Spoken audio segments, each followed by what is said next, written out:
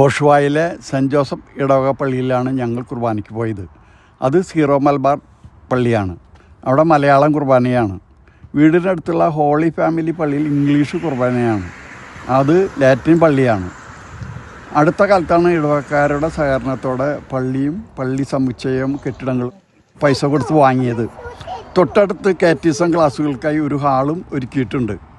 മലയാളം പള്ളിയിലെ കുർബാന ക്രമം നമ്മുടെ കുരിയച്ചിറ പള്ളിയിലെ കുർബാനയുടേതുപോലെ ആണ്. നല്ലൊരു ഗായക സംഘവും അവിടെയുണ്ട്. സ്വസ്ത്രക്കാഴ്ച സമയത്ത് കുറച്ച് പേർ മാത്രമേ സ്വസ്ത്രക്കാഴ്ച കൊടുക്കുന്നത് കണ്ടുള്ളൂ.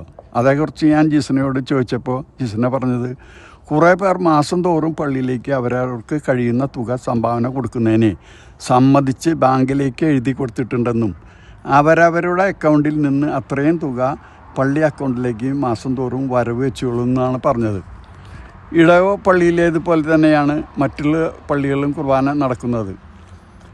പള്ളിയിൽ നിന്ന് വരുന്ന വഴി ഞങ്ങൾ ഡോളരമ ഷോപ്പിംഗ് സെൻറ്ററിൽ കയറി. അവിടെ $1 മുതൽ $5 വരെയുള്ള സാധനങ്ങളാണ് വിൽക്കുന്നത്.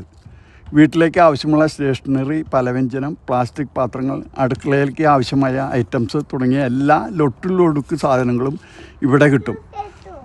ഇവിടെ ഓരോ കിലോമീറ്ററിനുള്ളിലും ഡോളരമയുടെ ഷോപ്പിംഗ് സെൻറ്ററുകളുണ്ട്.